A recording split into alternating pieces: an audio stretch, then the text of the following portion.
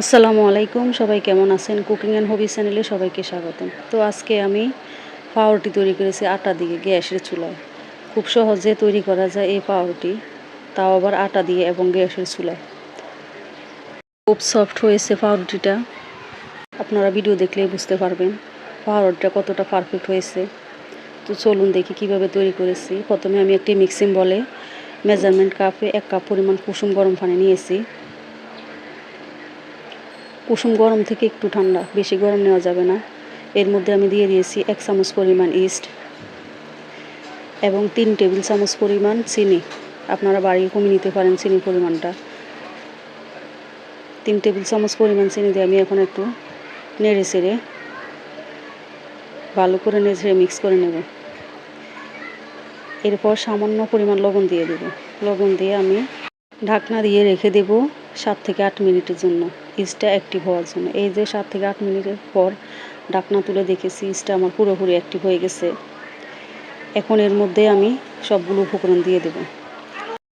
এখন এর মধ্যে আমি দিয়ে দেব মেজারমেন্টের হাফ কাপের 2 কাপ দিয়ে দেব। 2 কাপে 1 কাপ হয়েছে আমার আটা দিয়ে দিলাম এবং একটি স্প্যাচুলারের সাহায্যে নেড়ে ছেড়ে নেব। নেড়ে ছেড়ে সবগুলো মিক্স করে নেব। তো মিক্স করে নেওয়ার পর আমার কাছে মনে হয় যে একটু, তো আরও হাফ কাপের অর্ধেক আটা দিয়ে দিলাম, দিয়ে ভালো করে মিক্স করে নেব।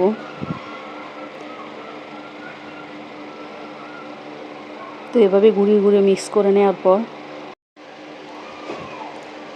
এখন আমি এখানে 2 চামচের মতো তেল দিয়ে দিলাম। তেল দিয়ে আমি ভালো করে হাত দিয়ে ময়ান করে নেব। এই পাউরুটি যত ময়ান করবেন ততই ভালো হবে, ততই সফট হবে। তো এভাবে ময়ান করার পর আমি ঢাকনা দিয়ে ঢেকে উপরে একটু তেল দিয়ে তারপর ঢাকনা দিয়ে ঢেকে রেখে দেবো 1 ঘন্টার জন্য। তো 1 ঘন্টা পর ফিরে এলাম। এখন আমার আটার ডোটা ফুলে দ্বিগুণ হয়ে গেছে। তো এখন আমি আবারও ভালো করে ময়ান করে নেব। তো হাতে লেগে যাচ্ছে, আমি এর জন্য কিছু আটা হাতে নিয়ে ভালো করে মিক্স করে নিয়ে ময়ান করব। তো আমি বাটি থেকে রুটি ফিরিতে নিয়ে নিয়েছি, এখন ভালো করে ময়ান করে নেব।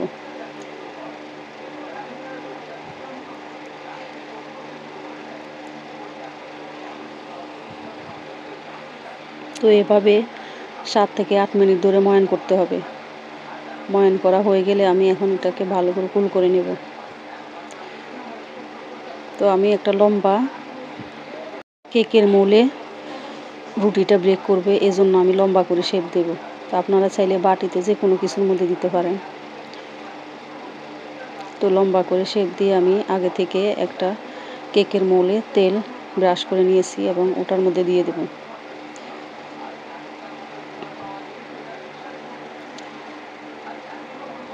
তো এই তো কেকের মোলে দিয়ে দিলাম। এখন আমি উপরে সুন্দর কালার আসার জন্য একটা ডিমের কুসুম ফেটিয়ে নিয়েছি এবং উপরে ব্রাশ করে দেব।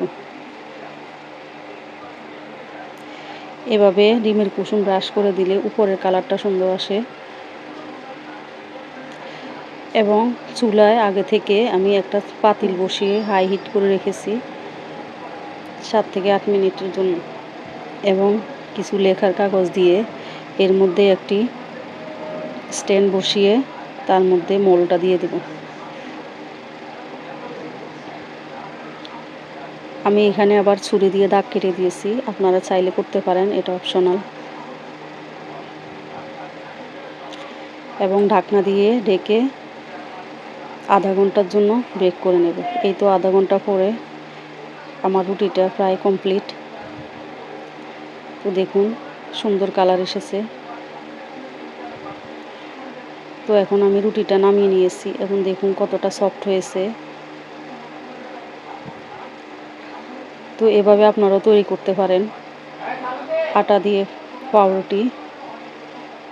দেখুন কতটা সফট হয়েছে। তো ভিডিওটা ভালো লাগলে লাইক, কমেন্ট, শেয়ার করবেন এবং নতুন যারা তারা সাবস্ক্রাইব